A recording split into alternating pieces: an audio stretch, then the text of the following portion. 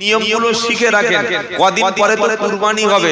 সেলিমের বাপ, সে জরিনার বাপ, শওকাত চাচা, কুব্বাত চাচা কুরবানি গরু শোয়াচ্ছে, দেখি কাঁচা মেরে কুরবানির গরুর গলা ঠেলে উঠে। ও চাচা, কাঁচাটা খোলো, কুরবানি দিচ্ছ, কাঁচা মেরে গরুর গলা ঠেলে উঠে গেল।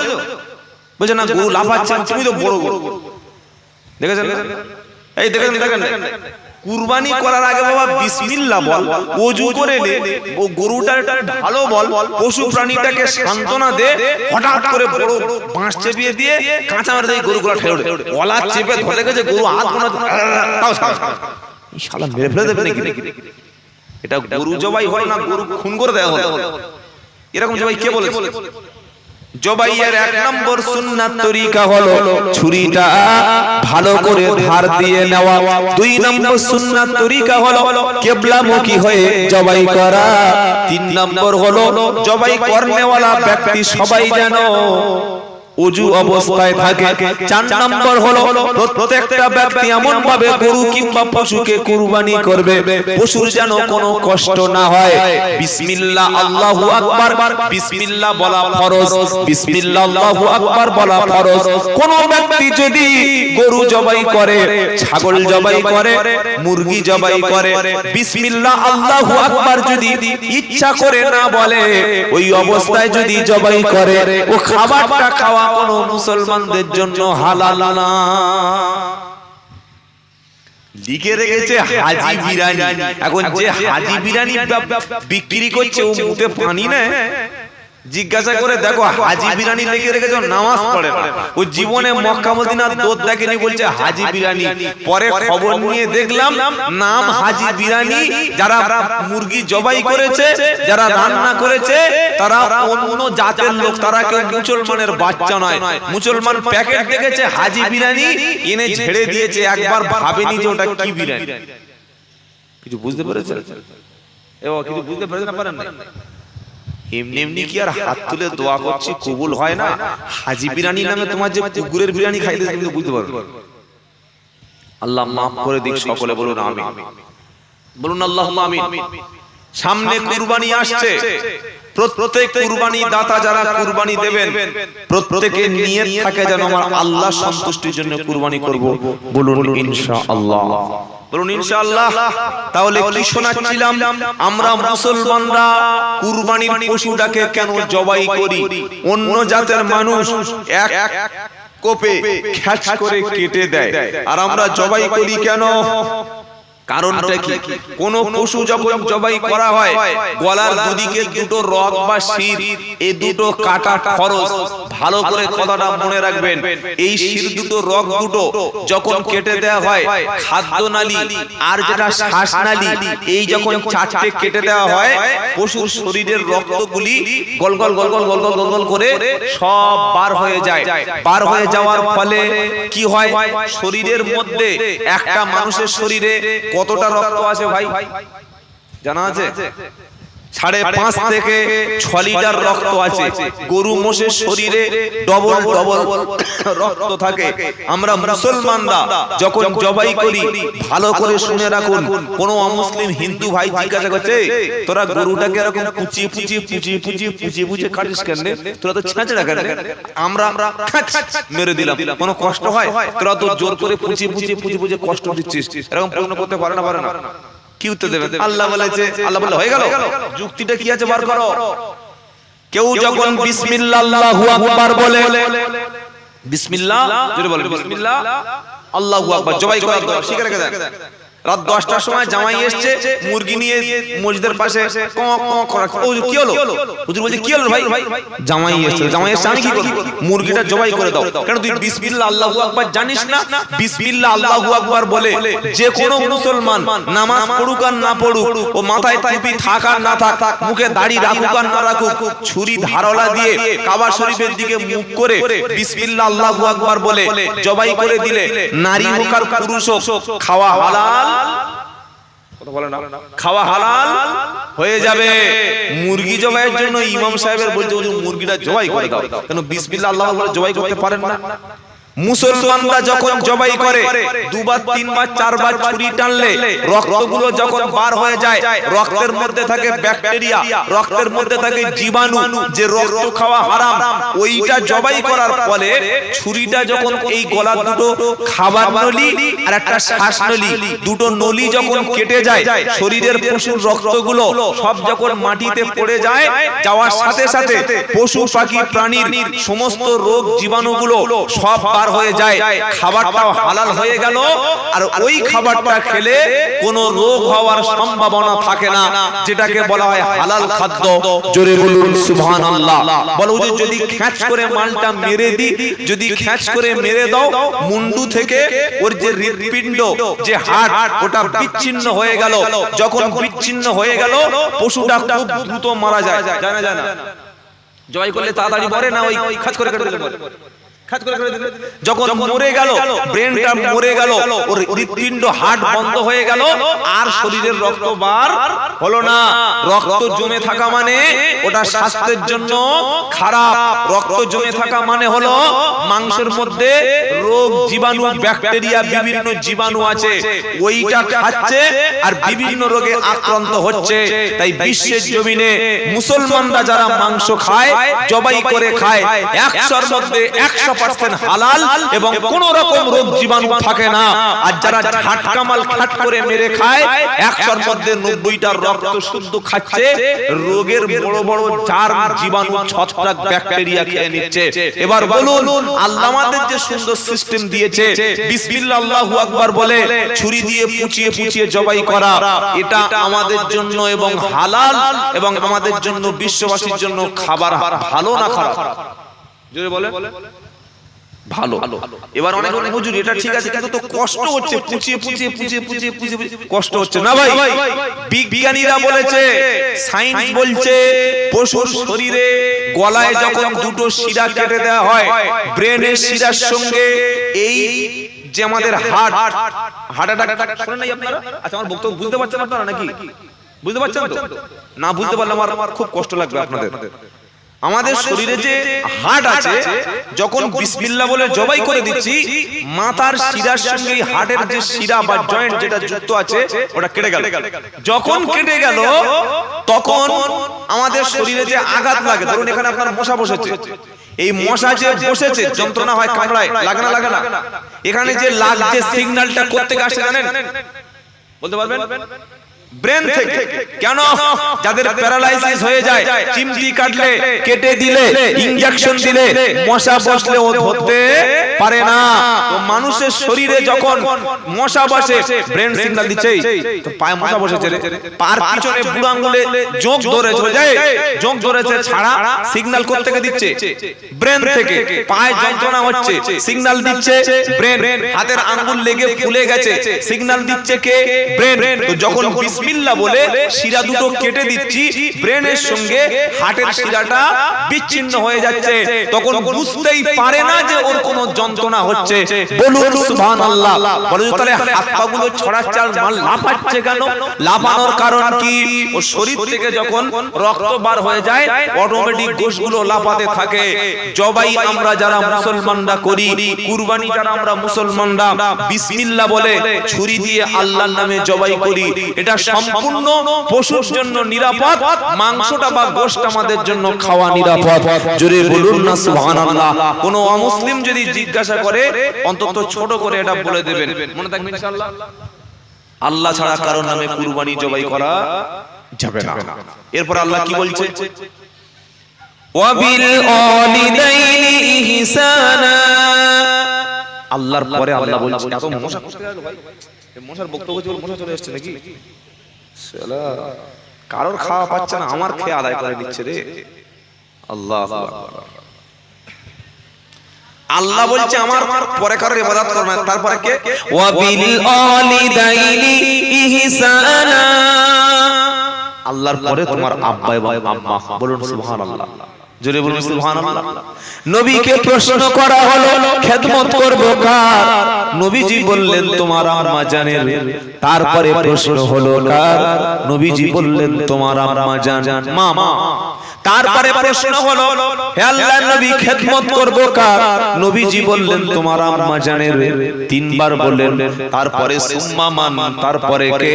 নবীজি বলেন ক্বালা আবু, তোমার আব্বা, তোমার পিতা। আব্বাকে আমরা কি বলি? বলেন বলেন, আব্বাকে কি বলি? আব্বা। এখনকার ছেলেরা শিক্ষা দিচ্ছে বাবাকে ড্যাডি বলো, পাপা বলো। ড্যাডি, আহা, তারা শিক্ষিত পয়সাওয়ালা। একটু ইংলিশ মিডিয়ামে ছেলেকে পাঠিয়েছে, শহরের দিকে যাবেন, ও ড্যাডি, ড্যাডি, ও পাপা।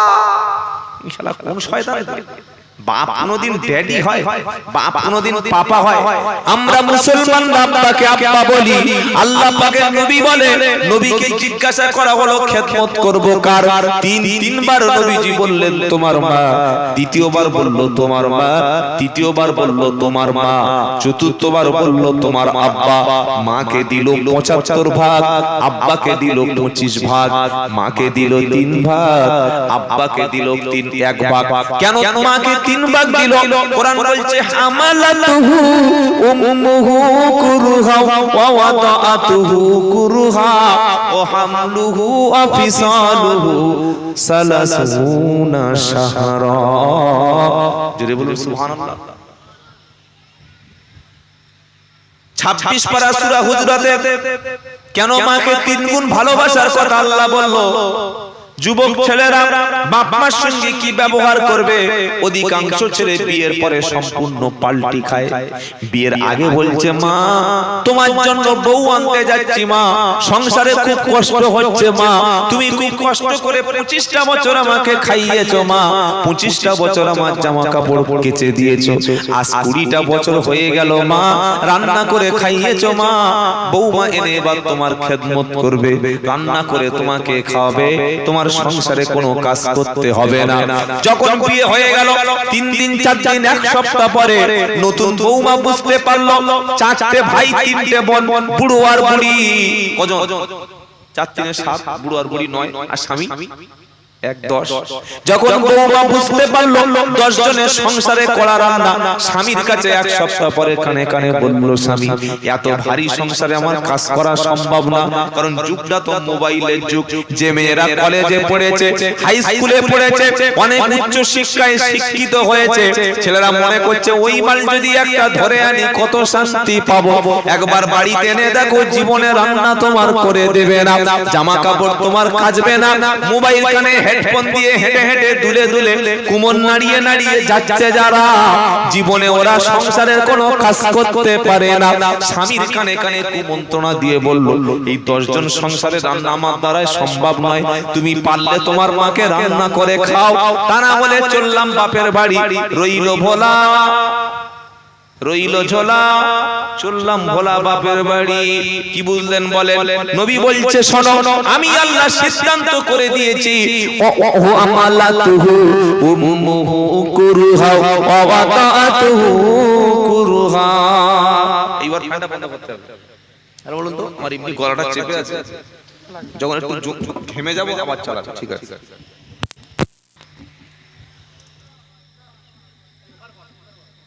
আল্লাহু আকবার। পানির কোনো ব্যবস্থা আছে? গরম পানি বলেছিলাম, ওটা বাজে দেখি 12:30 বেজে গেল। ঘড়ি তো ঘোড়ার মতো ছুটছে গো। আল্লাহু আকবার। আচ্ছা আপনারা কতক্ষণ থাকবেন আগে বলুন দেখি, শুনে নি তারপরে সেরকম বক্তব্য। হ্যাঁ আল্লাহু আকবার। আর মুরব্বি সাহেব বলছে আপনি যতক্ষণ থাকবেন ততক্ষণ। আল্লাহু আকবার। আর পিছনে ছেলেরা কি বলছে? থাকবে না পালাবে? আচ্ছা আল্লাহ আমাদের যুবকদের কবুল করুক, জোরে বলুন আমিন। যুবক আছে যেখানে ইসলাম আছে সেখানে। আল্লাহ নবীর ইসলাম যখন প্রচার করছিল বাধা দিয়েছে কারা জানো? আবু জেহেল, আবু লাহাব, উতবা, সাইবা, মুগীরা, সব মালগুলো বুড়ো কোয়ালিটির মাল। কি বুঝলেন? আর নবী যখন ইসলাম প্রচার করছিল সহযোগিতার হাত বাড়িয়ে দিয়েছে কারা জানেন? আবু বকর, উমর, উসমান, আলী, তালহা, জুবাইর, আবু মুসা আশআরি রিদওয়ানুল্লাহি তাআলা আলাইহিম আজমাইন, সবগুলো 18, 20, 25, 30, 35 এর টাটকা যুবক। জোরে বলুন সুবহানাল্লাহ। আমাদের মসজিদে মুয়াজ্জিন রাখা হয় যুবক ছেলে, জওয়ান ছেলে না বুড়ো মানুষ? বুড়ো মানুষ। আর নবীর মসজিদে কে ছিল বাবা? জোরে বলে। হযরত বেলাল রাদিয়াল্লাহু তাআলা আনহু 103 বছর বয়স, তাই তো নাকি? একদম টাটকা যুবক। বেলাল আজান দিতেন রাদিয়াল্লাহু আনহু, আজান আল্লাহর আরশ মুবারকে পৌঁছে যেত। জোরে বলুন না সুবহানাল্লাহ। এখন আমাদের মসজিদে যা আজান হচ্ছে, আল্লাহ কি বুঝলেন? তাই কবি বলছে, জন্ম আমার নবীর যুগে হলে কেমন হতো। জোরে বলুন না সুবহানাল্লাহ। বাপ বেটা মিল করে সুবহানাল্লাহ বলুন। জন্ম আমার নবীর যুগে হলে কেমন হতো, জন্ম আমার নবীর যুগে হলে কেমন হতো, দুনয়নে রাসূল পাক দেখিলে কেমন হতো। জোরে হবে না? এই ভালোবাসা, ভালোবাসা সুবহানাল্লাহ বলা আলাদা, কিন্তু গুটিয়ে বলা হচ্ছে। জোরে বলুন সুবহানাল্লাহ। দুনয়নে রাসূল পাক দেখিলে কেমন হতো।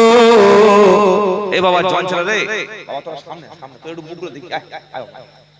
কি সুন্দর সুন্দর ছেলে গো, আল্লাহ এদের সবাইকে 150 বছর করে হায়াত দিয়ে রাখে। আমিন। সামনে সব চ্যাং ছেলে, আল্লাহ আল্লাহ কবুল করুক, বলুন আমিন।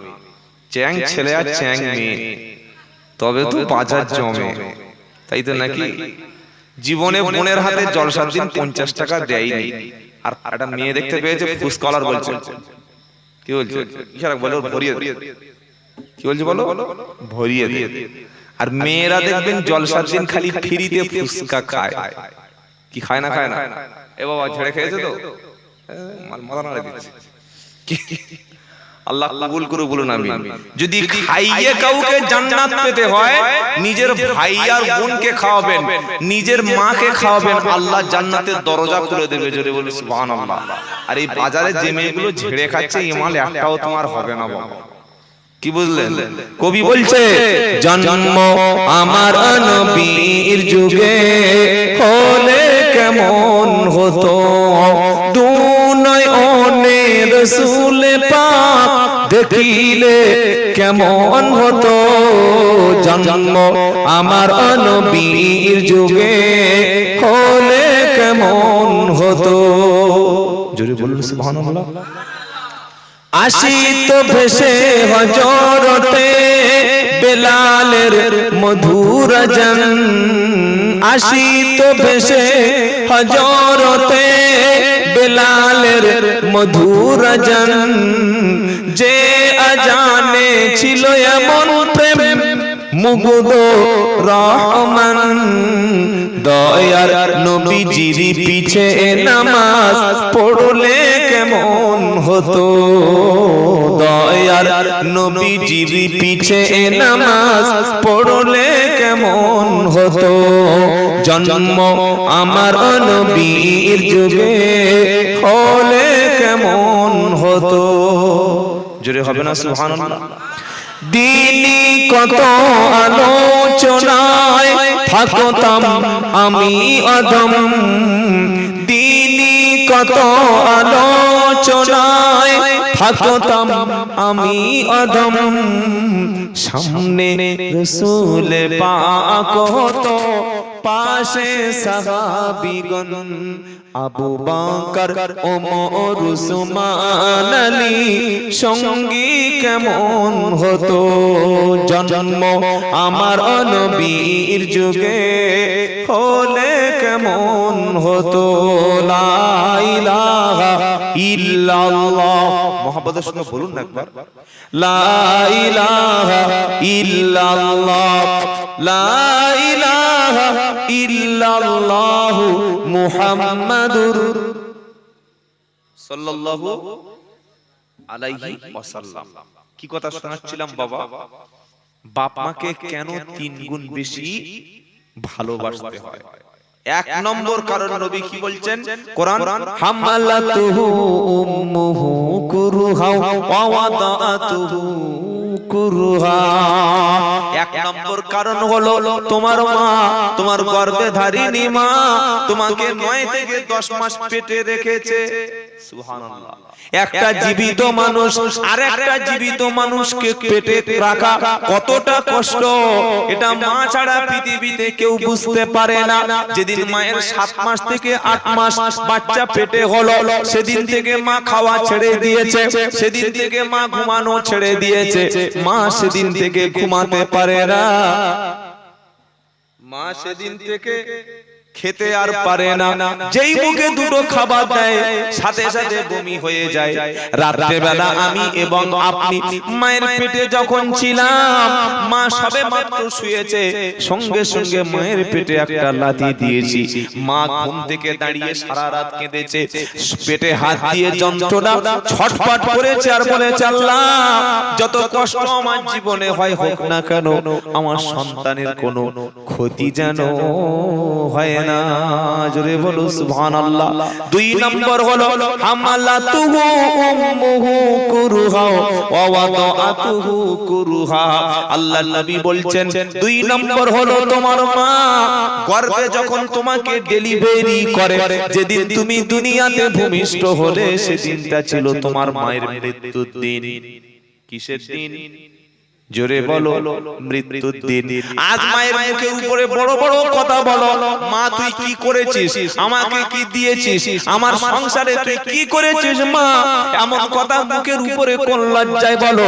যেদিন তুমি সন্তান মায়ের পেট থেকে ভূমিষ্ঠ হলে, তোমার মা ডাক্তারখানায় চলে গেল, নার্সিং হোমে চলে গেল, হসপিটালে চলে গেল। নার্স ডাক্তাররা বারবার চেষ্টা করতে লাগলো বাচ্চা যেন নরমালে হওয়া যায়। 2.5 ঘন্টা, 3 ঘন্টা, 4 ঘন্টা, 8 ঘন্টা, 10 ঘন্টা পর্যন্ত চেষ্টা করে। তুমি যখন হতে যাবে 1 ঘন্টা আগে মা বেহুশ হয়ে গেল। তুমি যখন পৃথিবীতে আসলে, বিজ্ঞান বলছে একটা মানুষ 45 থেকে 46 ইউনিট যন্ত্রণা ভোগ করতে পারে, তার বেশি কোনো যন্ত্রণা কোনো ব্যক্তি সহ্য করতে পারে না।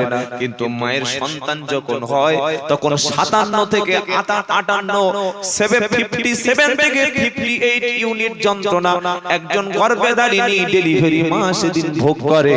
আমি এবং আপনি যেদিন পৃথিবীতে ভূমিষ্ঠ হয়েছি, শুধু রক্ত আর রক্ত, শুধু রক্ত আর রক্ত, শুধু রক্ত আর রক্ত। তোমার মায়ের শাড়িটা, তোমার মায়ের কাপড়টা মাথা থেকে পা পর্যন্ত ভিজে গেছিল। মা 2.5 থেকে 3 ঘন্টা বেহুশ হয়ে গেল। হুঁশ যখন ফিরে আসলো, মা সর্বপ্রথম তোমার এবং আমার মুখটা দেখতে চেয়েছে। আমার সন্তানটার মুখটা একটু দেখি। পাশে চাচি ছিল, খালা ছিল, নানি ছিল। বাচ্চাকে কোলে নিয়ে মায়ের স্তনে মুখে যখন ছেড়ে দিয়েছে, মা মুখে চুমু খেয়ে যখন দুধটা নিয়ে সন্তানের মুখে দিয়েছে, 10 মাসের পেটে যত কষ্ট করে গর্ভে ধারণ করেছে আর ডেলিভারি যত কষ্ট মা সহ্য করেছে, সন্তানের মুখটা দেখে সাথে সাথে সব যন্ত্রণা মায়ের মন থেকে মুছে গেছে। এই হলো তোমার মা, এই হলো তোমার মা। হজে গিয়ে কি করবি রে ভাই? জলসা দিয়ে কি করবে? মিলাদ করে কি করবে? বাড়িতে মিলাদ হচ্ছে, মাথায় পাগড়ি পরে সাদা পাঞ্জাবি পরে এমন করে ঘুরছে যেন জিব্রাইলের খালাতো ভাই। কি বুঝলে? আমি বললাম, ও ভাই তোর মা বেঁচে আছে? বললে হ্যাঁ। বাপ? বললে বাপ তুমকো জওয়ান আছে। কোথায়? এই হেঁটে আসছে, বুড়ো হেঁটে আসছে। বাপ বুড়ো। আর যেদিন মিলাদ হবে, হুজুরের ডান পাশে দেখি ওর ভাড়া ভাই, আর হুজুরের বাম পাশে মোটা চেয়ার দিয়ে ওর বুড়ো শ্বশুরটাকে বসিয়ে রেখেছে। কেন? বলছে আমার শ্বশুর আমার জন্য দোয়া করবে। শ্বশুর কি করবে? একদিকে শ্বশুর বসে থাকলো, আর একদিকে জন্মদাতা পিতাটা কোথায় গেল? ঈদের দিনের 1 সপ্তাহ আগে শালি ফোন করে বলছে তুই এবছর কি চুড়িদার নিবি রে, পাটিয়ালি নিবি হ্যাঁ নাকি ন্যাংরা নিবি? কি বুঝলেন না? ভালো এখন যে মালগুলো নতুন বার হয়েছে না, কোন মালটা নিবি? চল দুজনে গিয়ে বাজার বারাইপুর থেকে তাহলে কলকাতা থেকে তো চুড়িদারটা কিনে দি। এক সপ্তাহ আগে শ্বশুরের বাড়ি, শালার বাড়ি, ভাড়া ভাইয়ের বাড়ি, সবার বাড়ি জামা কাপড়টা গেল। যে মা তুমি যেদিন জন্ম নিয়েছো তোমার মা পরন্ত শাড়িটা রক্তে ভেসে গেছে। তুমি কবে শাড়ি কিনে দিয়েছো বলো? তুমি কবে একটা জুতা মাকে কিনে দিয়েছো বলো? আল্লাহর নবীর কাছে একজন সাহাবা এসেছে, এসে বলছেন আল্লাহর নবী আমার মা অন্ধ, আমার মা চলতে পারে না, আমার মাকে আমি কাঁধে নিয়ে হজের সমস্ত কাজ করেছি, কাবা শরীফ তওয়াফ করেছি, মিনা মুজদালিফায় গিয়েছি। আয় আল্লাহর নবী হজের যত কঠিন কাজ আছে আমার মাকে নিয়ে আমি সব করেছি, আমার মা আমার পিঠে করে নিয়ে সব কাজ করেছি, আমি আমার মায়ের হকটা আদায় করে দিয়েছি। নবী বললেন খবরদার খবরদার, এমন কথা তুমি খবরদার কখনো এমন কথা বলো না। তোমার বুকের চামড়া ছাড়িয়ে একটা জুতা বানিয়ে যদি তোমার মাকে পরতে দাও, যেদিন তুমি পৃথিবীতে ভূমিষ্ঠ হয়েছিলে সেদিন তোমার মা যে কষ্ট তোমাকে পেটে নিয়ে যন্ত্রণা ছটফট করে উফ শব্দ যেটা করেছে, সারা জীবন যদি তুমি তোমার বুকের চামড়া ছাড়িয়ে মায়ের জুতা বানিয়ে দাও, তোমার মায়ের উফ শব্দের হক কখনো আদায় জোরে বলো।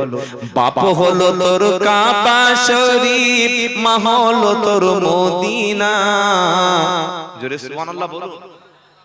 বাপ হলো তোর কাবা শরীফ, মা হলো তোর মদিনা, এমন মাকে কখনো যেন কষ্ট তুমি দিও না।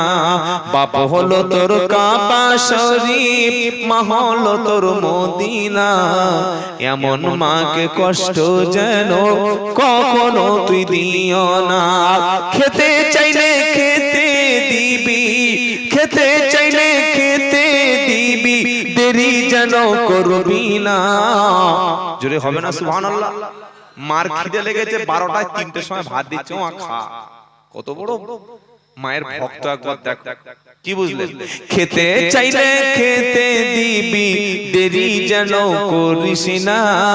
আর বাপ হলো তোর কাবা শরীফ, মা হলো তোর মদিনা, বাপ হলো তোর কাবা শরীফ, মা হলো তোর মদিনা।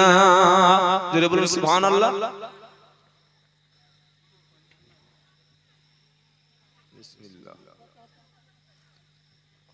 কি হলো? আজ থেকে সকলে বলুন বাপ মাকে খাইয়ে তবে খাবো, ইনশাআল্লাহ বলুন ইনশাআল্লাহ। Ready ready? বাপ মাকে খাইয়ে তবে খাবো, তবে আল্লাহ খুশি হবে। সংসারে যদি কেউ রুজি চায়, তাড়াতাড়ি ধনী হতে চায়, আমল বলে দেবো, দেবো ইনশাআল্লাহ। কথা বলা ধনী হওয়ার ইচ্ছা নাই নাকি? নবী বললেন কেউ যদি রুজিতে বরকত চায়, সম্পদে যদি কেউ বরকত চায়, রোড অ্যাক্সিডেন্ট থেকে যদি বাঁচতে চায়, বেশি দিন যদি কেউ বাঁচতে চায়, বেশি টাকা যদি তাড়াতাড়ি ধনী হতে চায়, ও যেন আব্বা আম্মার সঙ্গে, আত্মীয় স্বজনের সাথে, চাচা চাচির সাথে, ভাই বোনের সাথে, খালার সাথে, ফুফুর সাথে, নিজের প্রতিবেশীর সঙ্গে, আত্মীয় স্বজনের সঙ্গে যেন ভালো ব্যবহারটা করে। কেউ যদি আব্বা আম্মাকে বেশি বেশি খেতে দেয়, ভাই বোনের সঙ্গে ভালো ব্যবহার করে, নিজের আত্মীয় স্বজনের সঙ্গে ভালো ব্যবহারটা করে, আমার নবী বলেন আল্লাহ তাআলা ওই ব্যক্তিকে রুজির অভাব দূর করে দেবে, নেক হায়াত দান করবে, বিপদ মুসিবত ওই ব্যক্তিকে কখনো স্পর্শ করবে না।